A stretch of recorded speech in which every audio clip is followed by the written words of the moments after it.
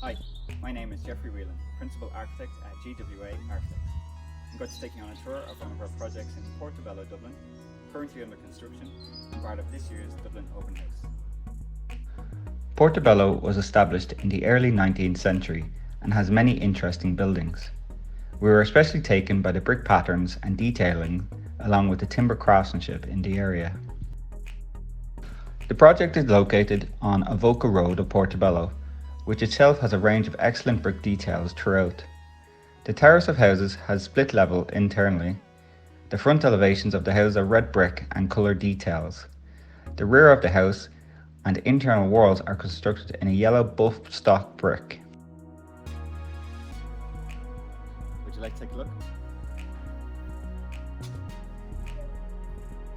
Our client, Brenda Ryan, bought the property in the early 1990s. Unfortunately, all period features such as the cornicing and door surrounds were missing. We have used this opportunity to restore the period features mixed with a contemporary take on spaces and volumes. At the time in the early 90s, a two-storey extension was added, which we have now embraced, enhanced and merged with the new single-storey contemporary extension. The house had low floor-to-ceiling head heights at lower ground floor level, only 2.2 metres high. We have since corrected and restored a compliant 2.4 metre clear head height.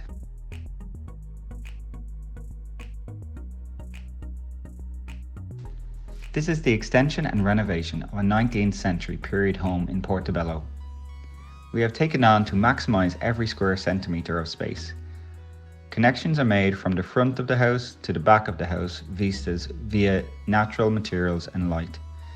The key client request here was to open up the property to its full potential of space, light and adaptability.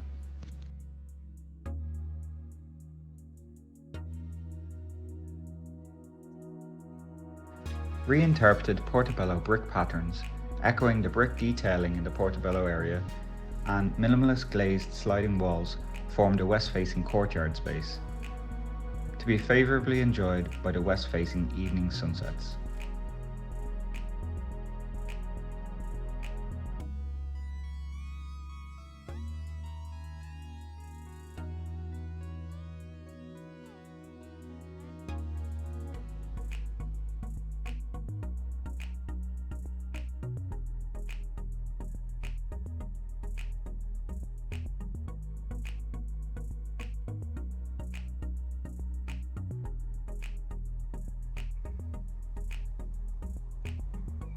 We have tested different techniques within the spaces in terms of privacy and light.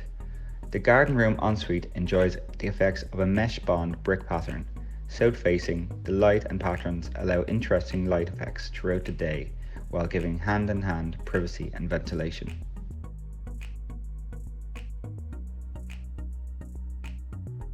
External materials such as brick extend internally within the footprint of the new extension. A Kensington creamer brick was chosen and then softened with a white mortar.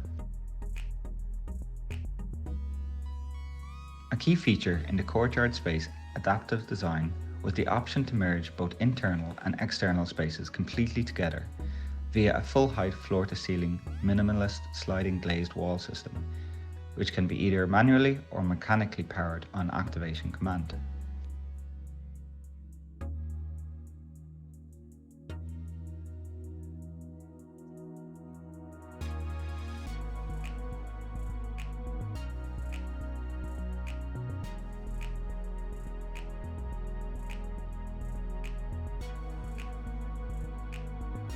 The boundary wall to the rear faces onto a semi-private shared laneway. A newly restored elevation in brick offers a robust new elevation with subtle details.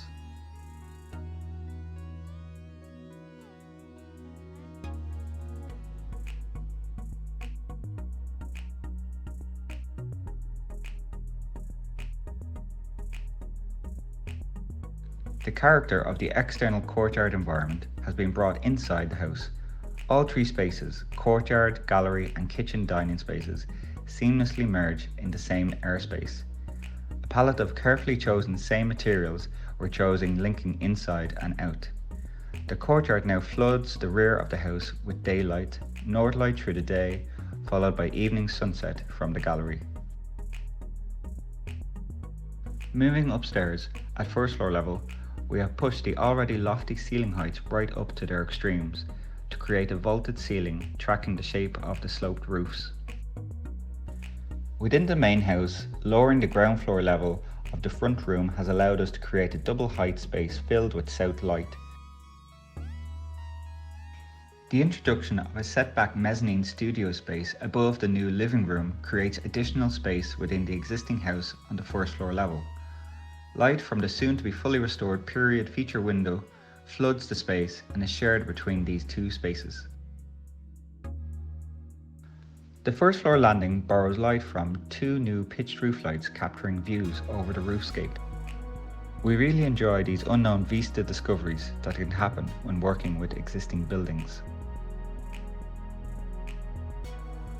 The project would not have been possible at all without a wonderful and open-minded client, Brenda Ryan, and an excellent builder, Bernard, and his team at Dacon Construction.